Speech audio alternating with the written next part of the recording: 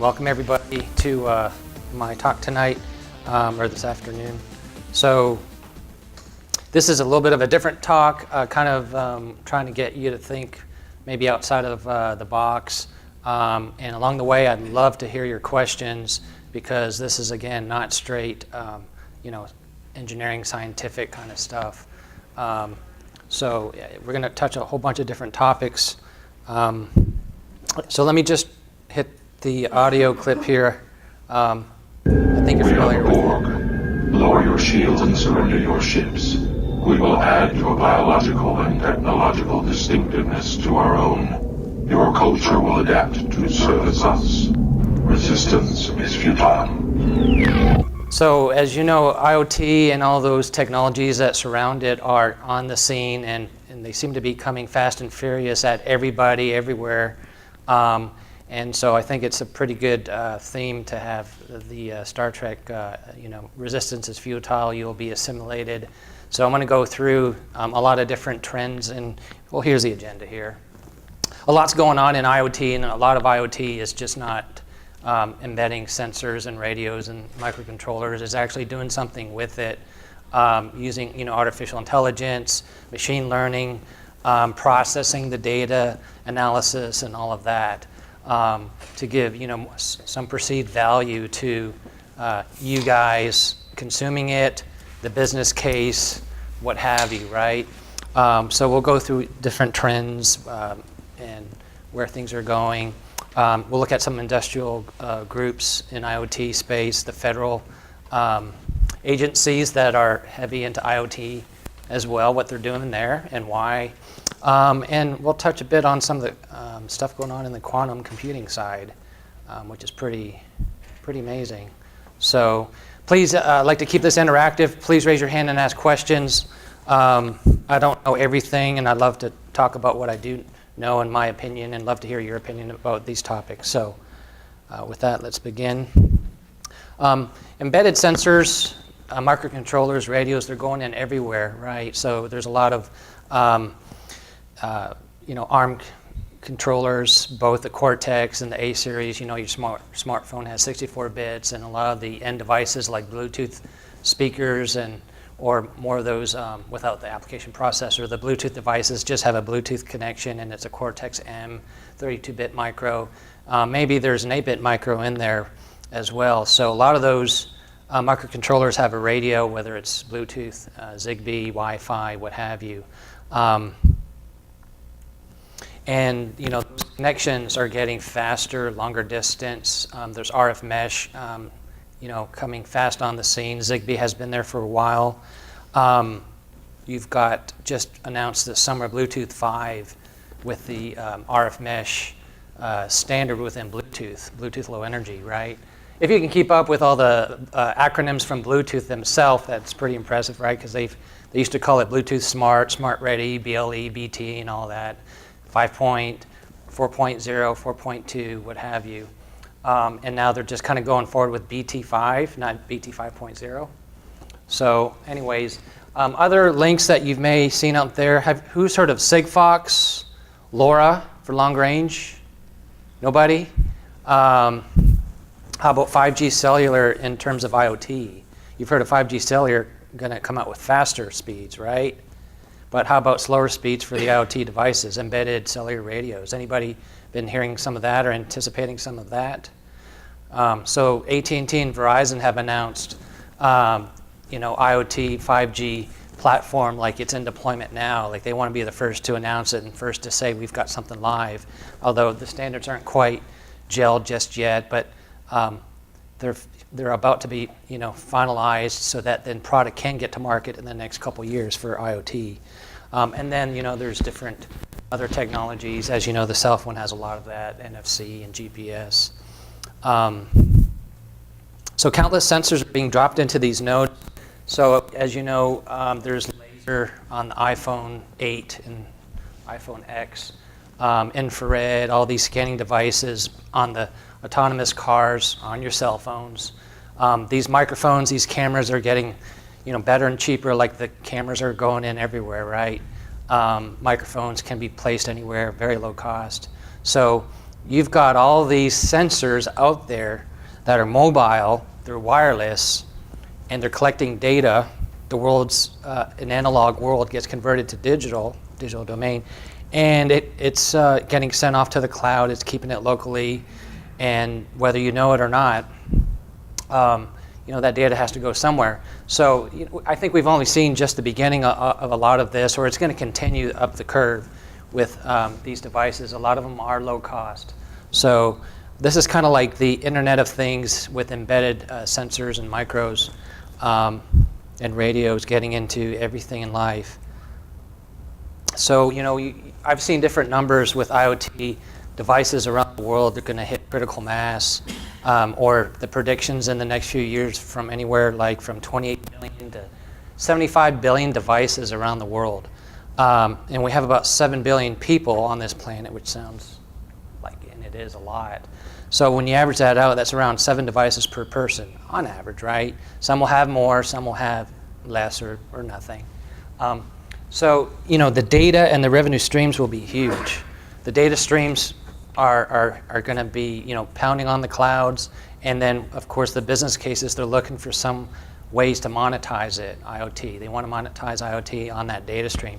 They're trying to get you guys to pay more per month for some awesome value that you can't live without, right? But I think some of those killer apps remain to be seen. But I think organically, definitely, it's growing, definitely. Critical mass, probably next decade, definitely. Life can only get simpler, right? And easier. With all the technology we have today with laptops and mobile phones, who's working less hours these days? Anybody? Right. Is it simpler to use, or does it sometimes feel even way more complicated than it should be to use? Right? Okay, so let's travel back in time. Assimilate this. All right. Any questions? You guys might know this from Computing 100 or 101, or the von Neumann architecture of the microcontroller back from the 1940s. It's amazing, we're still using this general architecture today in the microprocessors, the x86s, the ARMs today. So this goes back a bit, but it's still works quite well generally. 10 years later, John von Neumann came up with this singularity proposition. How many are familiar with it? Okay. So, the invention of artificial superintelligence will abruptly trigger runaway technological growth, resulting in unfathomable changes to human civilization. And that's pretty phenomenal language to use back in the 50s. And the intelligence explosion will surpass all of humankind's intelligence combined. Again, the machine intelligence will be greater than the human intelligence combined. And then after which human affairs as we know them cannot continue. I mean, that just sounds catastrophic, right? Again, predicted in the 50s. So let's jump forward to Metcalfes Law in the 80s. So he came out with this law that applied to telephones. The more nodes, the more value. And it's been reapplied to IP nodes, IP addresses. But does that really ring true? More nodes equals more value. I think there's definitely trade-offs. Things get more complicated. Yeah, you may actually have a job to secure those devices, deploy those devices, what have you, right? But he started seeing the exponential growth here of value, and of course it comes with challenges. So let's move ahead a bit more. Ray Kurzweil, he works for Google. So he wrote a book last decade, Singularity is Near. So he's saying, with positive feedback and all these advances in science and technology, it feeds back onto itself, and then all those areas of science and technology just exponentially grow even faster and further. So that's what he's been predicting, although I think he takes 70 pills he takes a lot of pills per day, right? So I don't know about all that necessarily. But then again, I mean, if he's basically got his human body figured out, you know, program it with nutrients as he sees fit, you know. But if you look it up, he definitely takes like a ton of supplements per day. But again, he thinks Singularity is quite close. So let's move back to the present. From this time forward, you will service us. And I love this animation. Just keep looking at the middle. From this time forward, you're going to service the Borg. All right, so IoT, you know, with the artificial intelligence, that's really going with it to give you that full value, right? Just IoT by itself. It's been quoted that IoT is the body and, you know, AI is the brain. You need them both together. So again, you kind of see AI and IoT, or IoT more so with AI together. It's promising value, right? And we can definitely see that we can save on natural resources. We can save energy. You know, you can save time. You can save money. Businesses love that. It would be great if I could save more time and more money. But definitely the businesses love to leverage that. Just-in-time manufacturing. You know, there's a lot of technologies being leveraged for that. You know, location, because the GPS is in your phone. You know, there's a meme out there that said, if I could get all of the world to carry a tracking device on them 24/7 and have them pay for it over, you know, 25 years, would you think that guy's crazy back in the day? Well, look at us now. We're all carrying tracking devices, and we pay for it, and we can't live without them. We carry it on us 24/7. Interesting. So you have, you know, crowdsourcing. There's definitely advantages there. Metadata. A lot of that is being captured in the midst of these processes. And so like crowdsourcing, you've got location context. You've got Uber, right? Well, look at, if you read what allegedly Uber has done with a lot of that metadata. Pretty interesting, borderline unethical and illegal, right? So you're leaving a digital trail. You're going to be definitely leaving a much more of a digital trail going forward as these sensors get out there, and as these you know, these data points and sources get leveraged. So with that value has the trade-off, and we're not so sure about what some of those trade-offs can be. But now you're starting to see again. For example, Uber has definitely pushed the envelope in that regard. Predictive maintenance is another big one. So people are looking at IoT and AI today and implementing it because of predictive maintenance. So they're putting sensors on, say, motors to see, okay, doing a fast Fourier transform, if the sound starts sounding like it's in the last leg of the life of the motor, normally they would just wait for that motor to kind of like squeal real loud or just kind of blow up, and then you get this emergency call to have someone rush out and fix it, right? Well, now with predictive maintenance, they can predict that it's in its final segment of life, and therefore dispatch automatically a technician to go out and replace it. So you minimize your downtime, and you don't have any loss of productivity because of the downtime. And then you maximize the life of your investment of the motor in the first place, right? So you're seeing a lot of IoT, you know, spend right now on those types of industrial business type of applications. New markets are discovered. Autonomous car. How many today would trust a car to drive you to go anywhere you wanted to go by itself and not hurt you or kill you? Anybody would trust an autonomous car today? I'm kind of curious.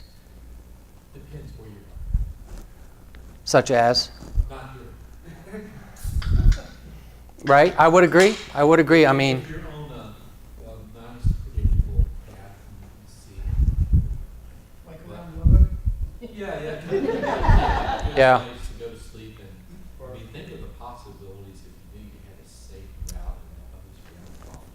right. LA and San Francisco, right? Isn't that where they're testing them out? Yeah, that's an example, but not sure. There's a lot of tests going on right now, even in other states that, for example, doing trash pickup trucks. I mean, I wouldn't want a trash pickup truck to go down my alley and accidentally swerve and take down my fence because, you know, someone's backing up and didn't understand how that, oh, that human should have stopped for me or whatever. Oh, it's not a human in there. I didn't know. Well, you know. The easements will be better enforcement, and they'll probably make it the same percent on the robots.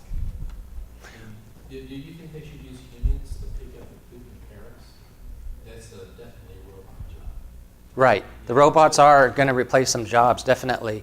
Yeah, but you've been in Paris, you see what they have. They have Not yet. it's robot work. Maybe I'll stay away now because I don't want to see the poop, but no. Yeah, pigeons too, no, dogs. They like dogs. So yeah, I will talk a little bit more about the robots. So here's my point on the cars. You know why you have to press, so when you set your cruise control, what do you have to do today on all cars? You just hit set speed? Apps activated. Turn on, yes, and then you hit set the speed. That's a liability design feature because you have to turn it on and then set the speed, so then you just didn't bump into set speed and then you can see the automaker, they made it too easy to bump on, right? Well, they're going, in my opinion, 180 degrees to autonomous cars. So maybe they can make it quite good. Well, then there are going to be accidents. Who's going to pay for the insurance? Who's going to pay for the accidents? Who do you take to court? A machine? There's no precedent set in court yet, let alone going up to maybe the Supreme Court. Is there going to be a fund at the federal level to pay for all the machine accidents that they can't pin it to a human? I think they're going to pin it to some human being to pay. Unless we're going to get used to arguing about a machine, it's a machine's fault, and make them pay. I really think we're still trying to, you know, we take a human to court, we write laws about, you know, what humans shouldn't do and take them to court, and, you know, policemen don't take machines to jail, they take humans. So it's like, it's going to be interesting. There's no precedent set yet. We're entering this new era of autonomous vehicles. Unfortunately, some of the news that you've seen over the past few years with the Tesla cars, people have died just because they've trusted it too much. So interesting, new markets, but you know, some higher risk. Augmented reality, I think, is pretty amazing, although you know, the killer app, it remains to be seen. I think there are some promising apps there as well. I think you'll see more and more people playing in the parks with virtual reality goggles and what have you. There's a lot of training things you can do because it's on location. It can superimpose the background in real time, right? There's things as a service. Everything's trying to go as a service. I think, you know, as a service is pretty awesome. Again, the IoT side is trying to utilize the cloud. And a lot of people are traditionally looking at the cloud to provide that extra value of processing the data analytics. But what you're starting to see now is the artificial intelligence or the processing, really ML, is getting pushed down from the cloud to the nodes. Say the gateway where you're at, and then even from there, besides the Raspberry Pi type of device or maybe the cell phone or what have you, the dedicated gateway is getting pushed down to those end sensors. So, you know, those end sensors are supposed to be low cost, low power, so there's not going to be a lot of compute power on there because not as much flash, not as much of a MCU on there for MIPS purposes. It's got to be low cost, but then low power so that battery lasts long, right? But what you're finding is a lot of these ML applications are getting pushed right down to the end node, which is, you know, a lot of times you can't rely on that real-time streaming to the cloud. Some people don't want to pay for that streaming to the cloud either. Crowdsourcing, as I mentioned, Uber and others are some good examples, and Uber being sometimes, I think, pushing the envelope too far with what they've done. You know, to where your CEO of Uber gets pulled into Tim Cook's office to say, how come you're abusing our APIs? We may kick you out of the App Store for that. Stuff like that. Seeing that, hey, you're maybe coming from a government facility for an Uber service, we're going to charge you more because you're government. We think you are because we're putting two and two together with our ML engines, et cetera, et cetera. So I think some of these guys are pushing the envelope, and it's not to stop any of the other guys with malicious intents by far to, and the hackers are using ML as well for hacking. So here's the outlook. So robots, yes, I think are going to replace some of our jobs. but it should make life better generally, right? I mean, I believe with all what's going on, we're at the cusp of another sort of like an industrial revolution. We've got really good technologies in place. We're on the cusp of all this ML and AI coming back to really benefit society.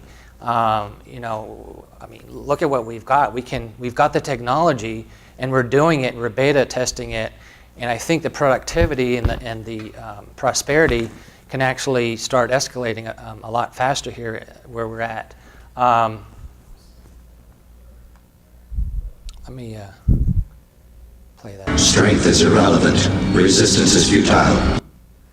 So again, if you're not kind of keeping up with what's going on with IoT and all of the other applications that are coming out with and all these startups, and again, we're going to go through a lot more other items here. There's so much opportunity, there's so much going on that it's pretty exciting. Actually, I think it's very exciting. There are many problems to solve at different levels. So definitely some security and privacy and safety issues that need to be worked out.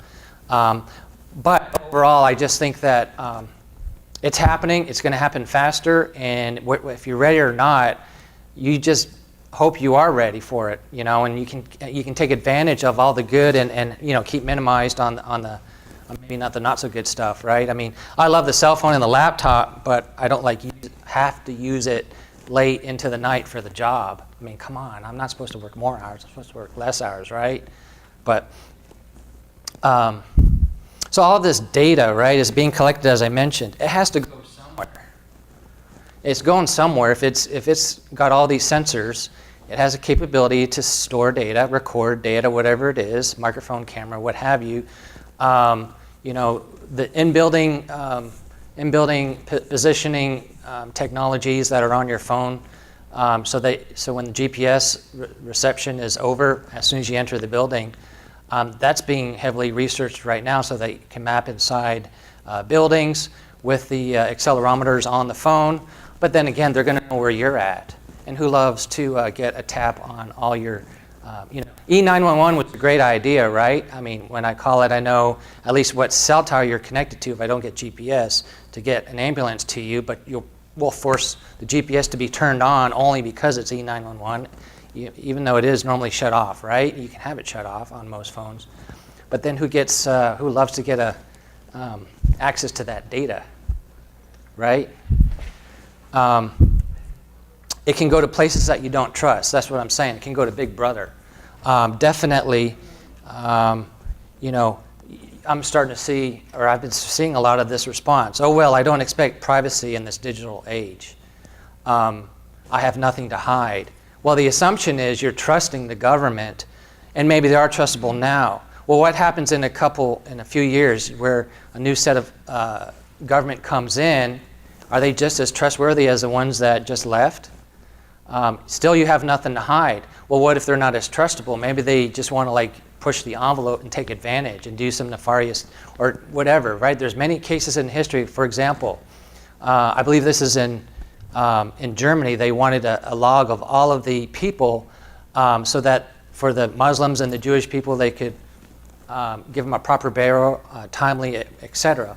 Well, then another government came in and they saw that directory, and they're like, oh, Jewish people. Oh yeah, let's go after them and harass them and what have you, right? So again, the assumption is you're trusting the government, right? Right. There are many government institutions that are not using strong encryption today. There's that one TLA about a year or so ago that, they didn't.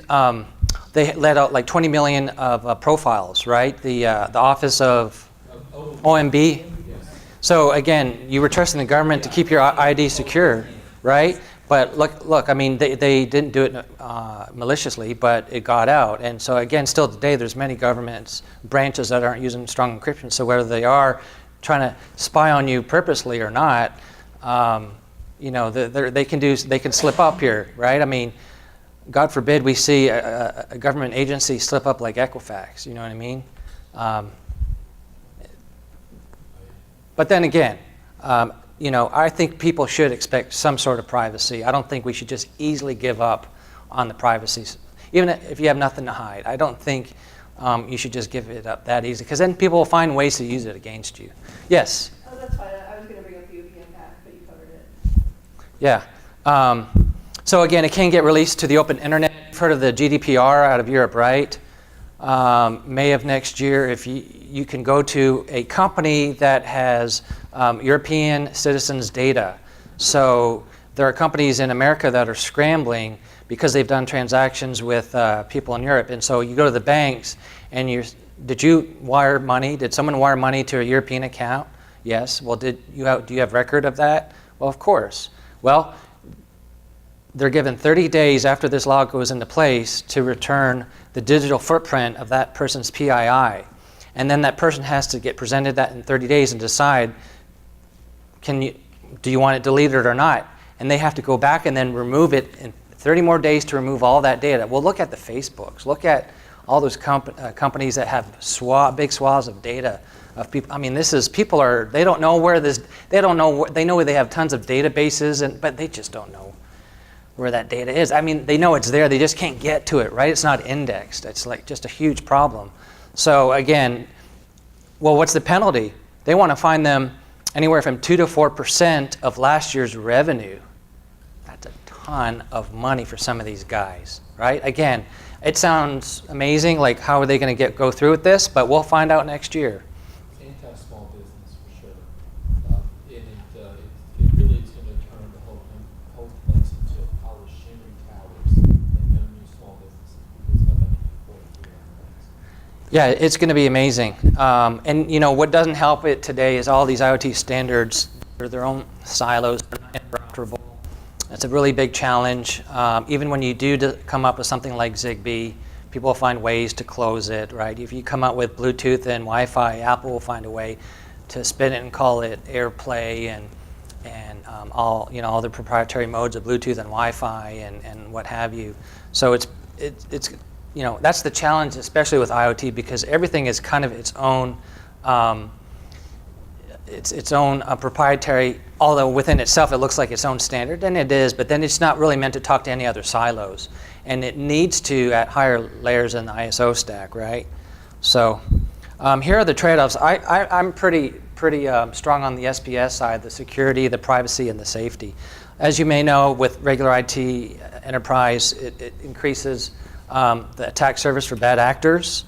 Ruins your reputation, like Equifax, what have you, stolen intellectual property, loss of revenue. Unfortunately, a lot of enterprises today are reactive for the security side. They have to either be regulated by the federal government, they're going to either have to have a pretty bad event in history to then react to it. They're not really proactive overall, and it's same with IoT.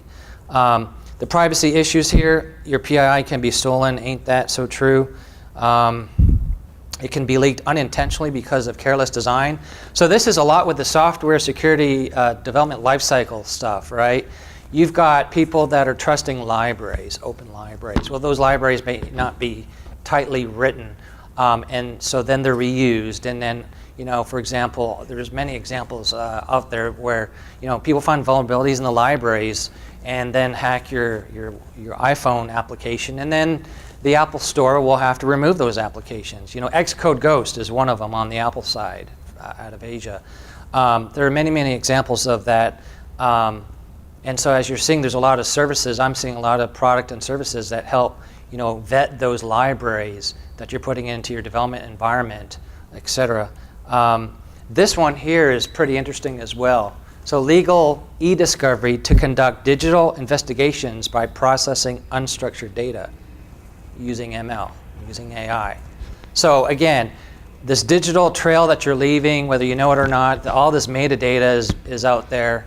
There's really nothing protecting you about it, and you don't really know it's there. So there's product now that people are saying, hey, I can offer product to the government. It's going to say, apply all this metadata, and we'll find some digital evidence that you broke the law. It's right there. It's not processed. Apply ML to it. Bingo. Found something. There, take them to court, or whatever the police like to do, the government likes to do. I mean, and they there are definitely bad guys that are doing this stuff and getting away with it. But then again, you're leaving a digital trail for someone to say, hey, allegedly you did this. Like, what was that other thing this week? Someone did a translation on Facebook and he got arrested because the server translated it in a bad way, like he made a death threat or something instead of saying hello, right? And he went to jail for a day or two on it. And I mean, that shouldn't have happened, but it does.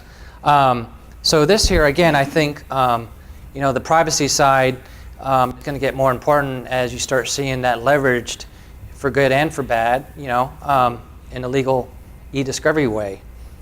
So what you actually are finding is you're finding lawyers are basically going to process this data digitally, and therefore people are foreseeing that having a human process this data for litigation is going to be malpractice. You shouldn't have a human do this anymore. Have the machines do it going forward, right? I mean, they're now for CAT scans and looking at cancer on X-rays and such. The machines do it better than doctors do it now. So why rely on a doctor to do it? You just hope that machine didn't have a bug or a glitch or something, right? I mean, there's a lot of trust we're putting into these systems. They're getting so much more complicated. Safety issues, as you know, the grid can be taken down, social chaos, the infrastructure can implode.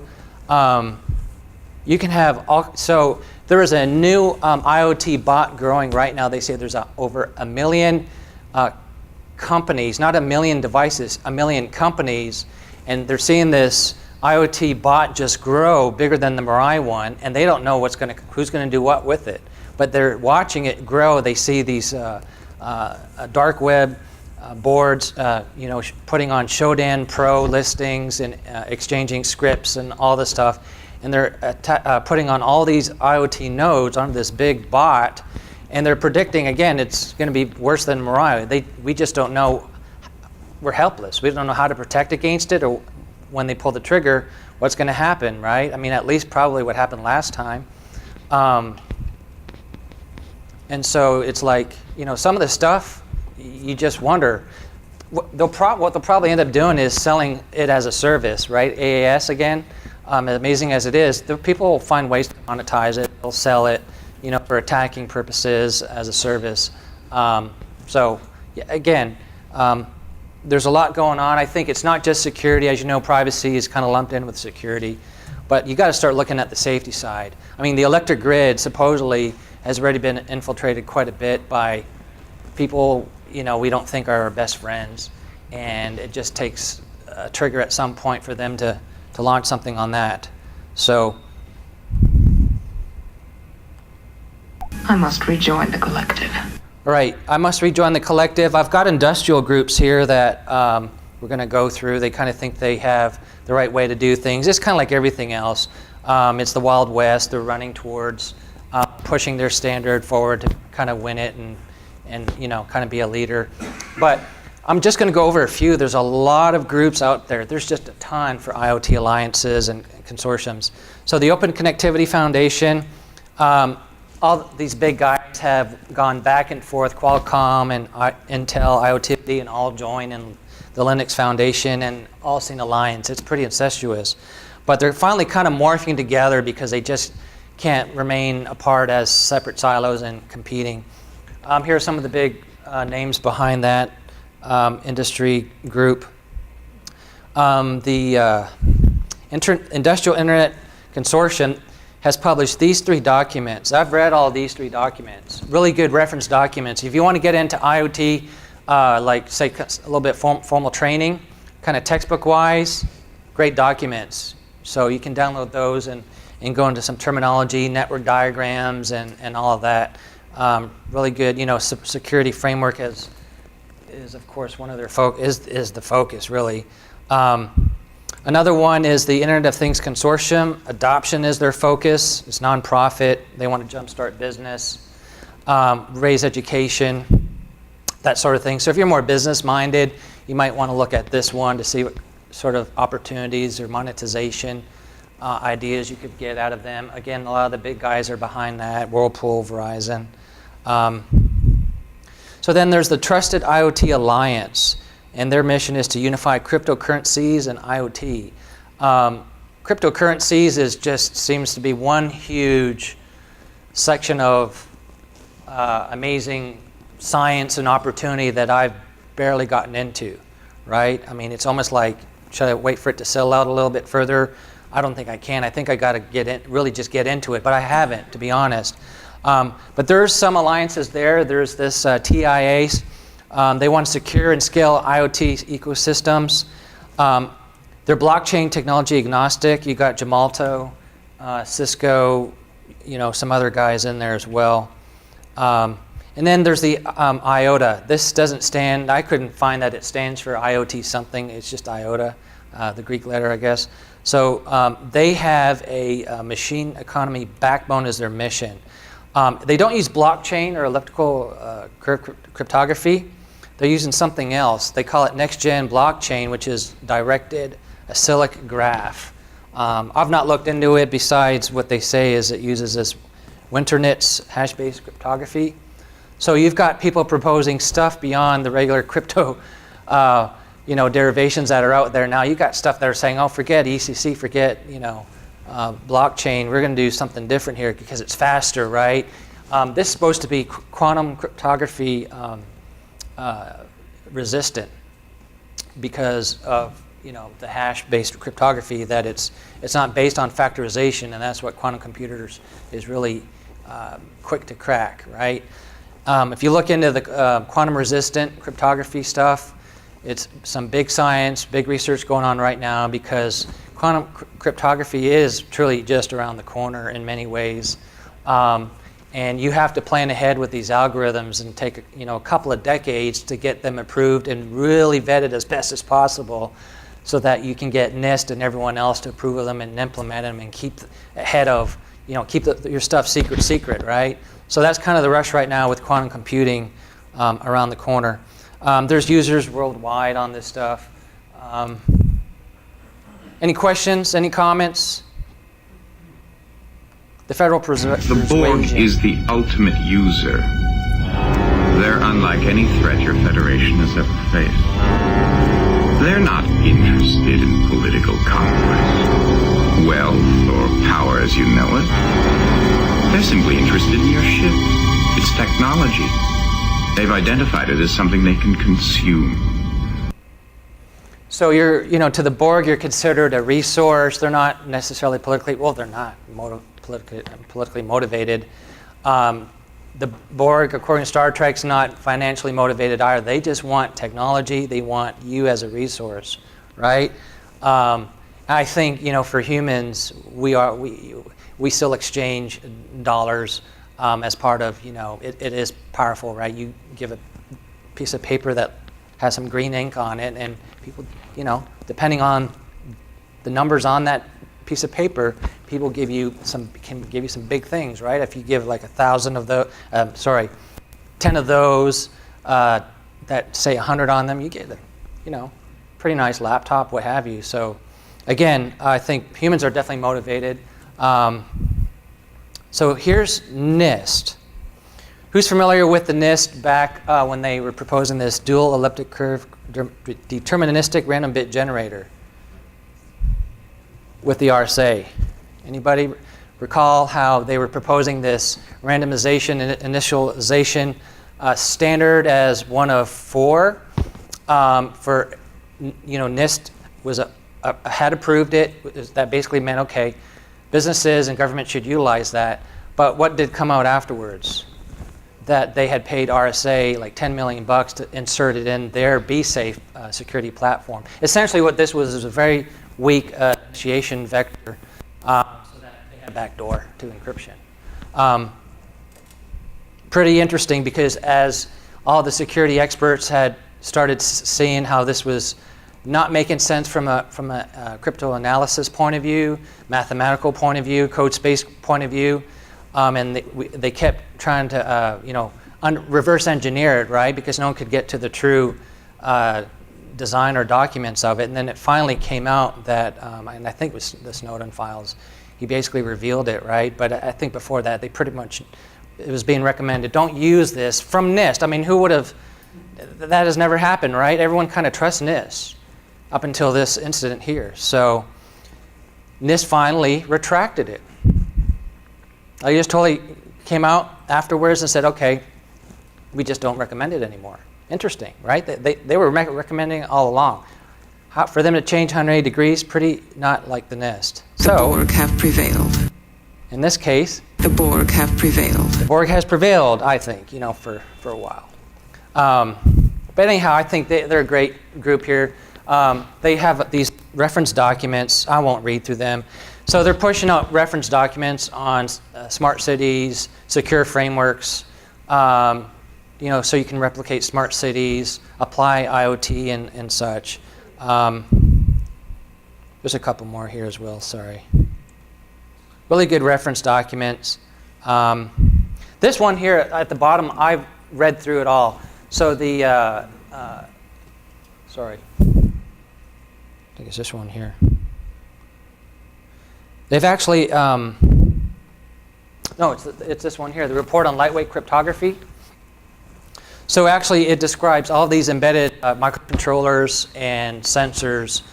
They really don't have much compute power on them. So if you want to make them truly secure, what are the best and most power efficient crypto cipher suites to use? And they go through that in great detail in that document there. So this one right here, March 2017. The FTC, they have the Division of Privacy and Identity Protection. So their focus is, when this product does get out, who's to make the manufacturers offer updates to the firmware so that it's more secure, right? So I don't know if you're seeing the common thread here is why the feds are getting involved in IoT. Why are they all publishing documents? So they actually had a contest earlier this year to say, hey, who can solve this problem? And someone proposed just a proposal to say, hey, a device that kind of scans all these IoT devices on your Wi-Fi network with model numbers and firmware versions, and then the app will list it, say, hey, you need to update these. The guy never built it, and he was the only guy that kind of stood out, and he won first prize, but it's kind of like, we don't have an easy way to solve these problems, right? That's probably one good step that we know of. And a lot of people are starting with that approach. But the reason why these products aren't being that secure in the first place is, yes, the firmware is upgradable, so I can rely on that. I'll upgrade it down the road. Get it out. I need that revenue stream. Two is it has to be low cost. So, if I have it really secure, I have to pay all these security software experts a ton of money and a bunch of time to perfect it in the software development lifecycle. Software development, security software development lifecycle is just not there with the product development. It's an afterthought. It's not there with upper management. It's not a profit center. It's a cost center. It's got to be low cost. And then you know what? They're going to upgrade the product offering into the Pro version or the Plus version or whatever with American marketing. And then you're just going to kind of buy it and kind of throw that other stuff away.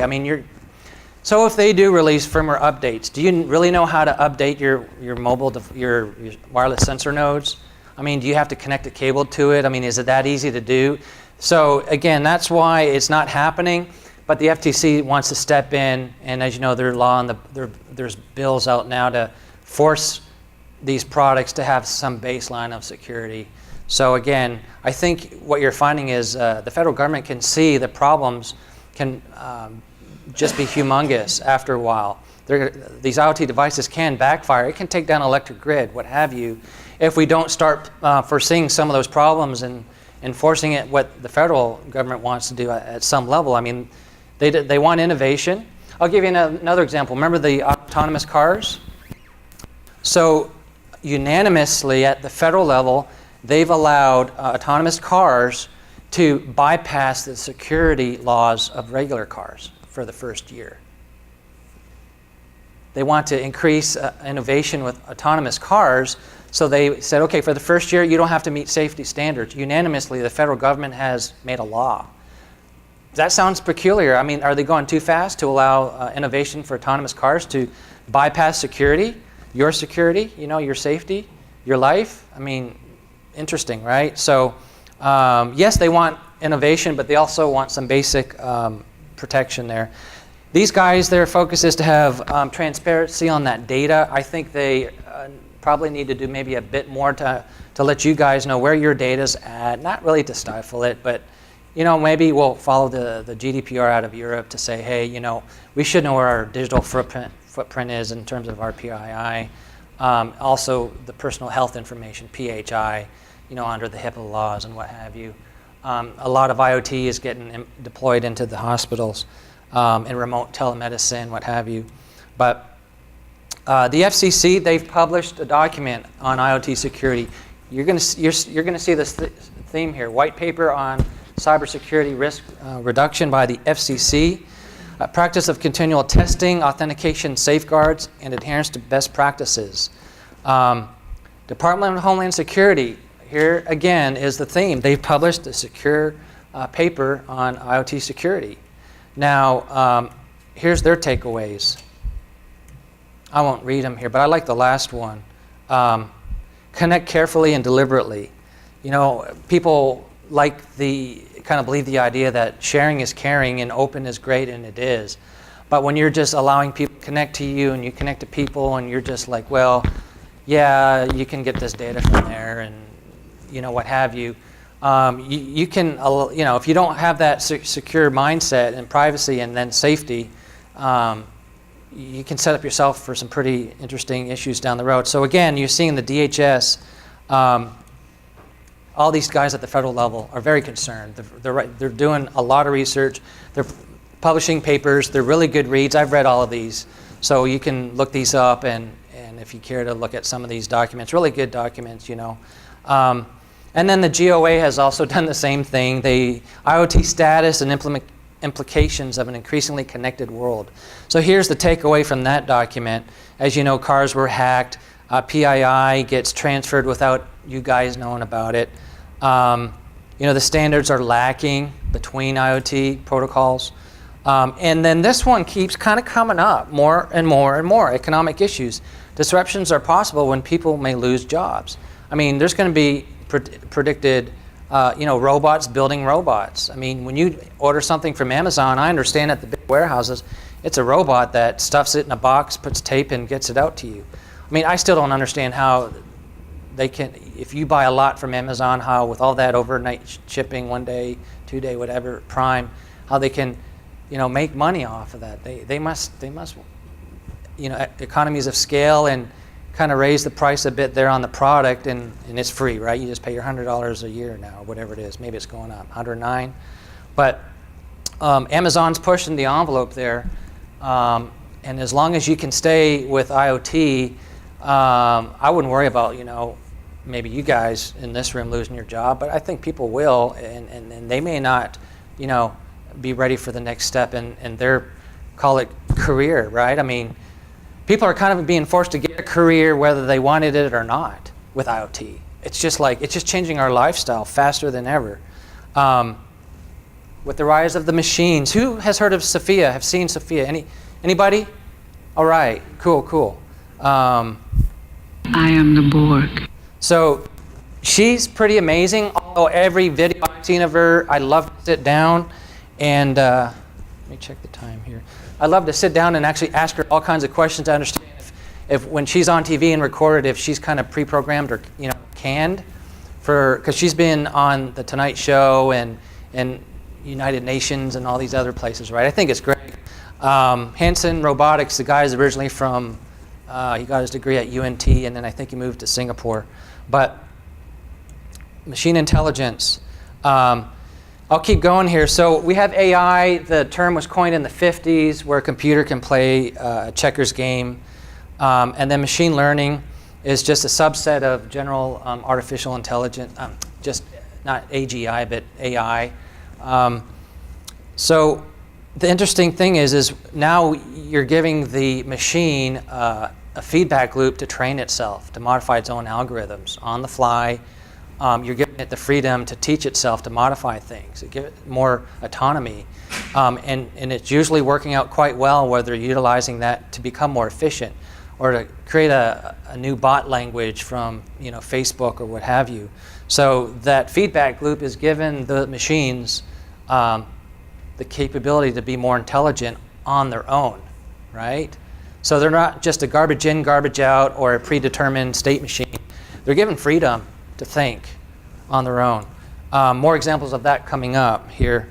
So deep learning is here and now. Google has a tensor processor unit. So it's a custom chip that they have in a farm to drive their deep mind. So who's heard of the AlphaGo and now recently just the AlphaGo Zero? So AlphaGo, they set the game, they put in the limits of the game last year, right? And beat the Grandmaster. Well, they just updated that and said, okay, we're not going to tell the DeepMind the constraints of the game or the rule book of the game. We're going to let it teach itself by trial and error, you know, how to win, how to lose, and all the strategies between those limits. So it took it 40 days to train itself on its own. There's no human input of the constraints of the game, how to win or lose. It wasn't told it how to win or how to lose, like in AlphaGo. AlphaGo Zero said just play yourself and figure it out. And it did that in over 40 days. It beat 100 times to 0. Out of 100 tries, it beat the older original AlphaGo bot machine, which is just like, oh my gosh, it's just progressing faster. They didn't expect that. They really didn't. But you know, Google is just finding such great results in AI, and they're proving out here with these examples. It's pretty amazing. So let me play that. Captain, they've adapted.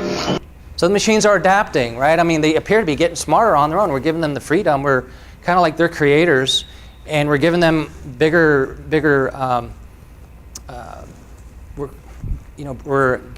What's the word? We're not giving them bigger. We're giving them more freedom to think on their own. We're not even giving them the constraints. It's good to give them a constraint and say, okay, optimize that. Now we're saying, okay, you're going to optimize on your own. We're not going to tell you what the constraints are, because you know maybe that's a human constraint that we understand it. But down the road, maybe that can hold us back, and we want the machine to find what the real constraints are that we never really thought about. Some other data points here. Amazon and Microsoft, they've announced Gluon, a deep learning library. Google's AutoML. So this basically lets the machine create more efficient ML code than them themselves, and they're doing that already. So they're letting the machine program ML in more efficient ways than a human can. So, interesting data point. A company called Vicarious. So what they've done is, you know, they call it AI for the robot age product. So they built a system that never saw the CAPTCHA letters before. They just gave them a clean one font of the alphabet letters. But then they said, okay, let's put the CAPTCHA challenge letters to this machine. And the machine taught itself on its own to read across a broad array of fonts and distorted letters accurately. It taught itself. Pretty impressive. GraphCore, they have an intellectual processing unit. This is a brain chip, a chip meant for AI. What this is here, though, is a graph of the, you've got the vertices, which is the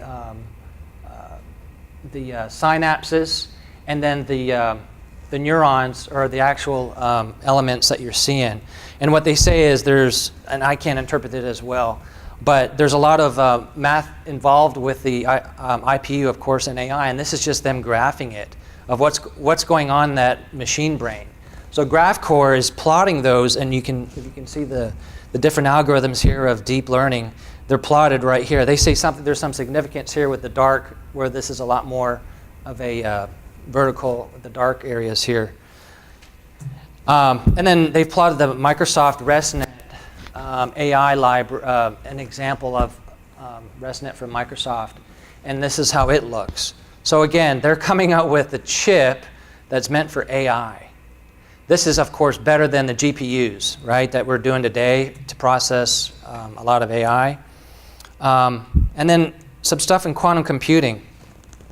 IBM has these processors out now. Intel just released it, or announced it 2 weeks ago. Google is about to release a 49 qubit device later this year. And IBM's trying to leapfrog them later this year and release a 56 qubit. The arms race is on in terms of quantum computing, in terms of IoT technology with AI. I mean, it's like an arms race. It's like a digital race. Definitely in the quantum computing because these products are out now and they can do amazing things versus classical computers. Microsoft and IBM have defined already quantum programming languages. I mean, these guys aren't really into hardware, but look at Microsoft is doing. They're putting money into quantum computing at these universities. Microsoft, again, they have these quasi particles. These are like not so true.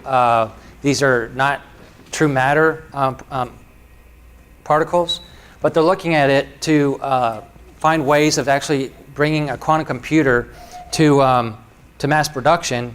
And if you look at what they're doing down here, the University of New South Wales, they have a new technology called flip-flop qubit, and in their labs they have it work. I believe they're about to have something working soon, and they think that they can mass produce it in just like 3 years at 10 qubits, which is pretty impressive. So with all the money that's going in from these software guys into IoT security and into quantum computing, I mean, it's just amazing, right? They have custom chips. These are software companies, but they're getting into the hardware. They're getting into IoT security.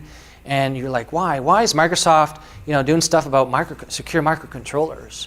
Why is Google building a quantum chip? Why is Google building a special TensorFlow CPU? Because this stuff is amazing and powerful, and they're putting it all together. China is leading the quantum computing advances in many ways. They have a quantum computing link 1,200 kilometers to the sky. That's just a few months ago, and they were going to then do this in the summer. They said, well, they're going to try it with teleportation. At the atomic level. They just did it. They just did it like in a week ago here underwater, 3.3 meters. I mean, these guys are pushing the envelope. They're leading the research here. And now look what they're doing. They're opening a $10 billion quantum research center in 3 years. Quantum metrology, so you can actually detect your submarine away from GPS signals for like 3 months because of quantum metrology, quantum computing, of course, and other specialized applications. So here's my prediction. I'm almost. So you will become one with the Borg. I'm not predicting that, but what my prediction is this. You have IoT and you have quantum computing, IoT plus Q. My prediction is about 17 years, it will reach AGI, Artificial General Intelligence. I would have laughed at this like 10 years ago. But what I've been seeing, and that means the machine will have the same intelligence equal as people's minds. I'm not saying they can be able to feel and be sentient. They won't have feelings necessarily, but they're going to equal human intelligence in about 17 years. That's my prediction because you're applying quantum computing. By itself with classical computers, we got decades to go. But with quantum computing, I think it's quite possible. So what's next? That's all I had. Thank you, guys.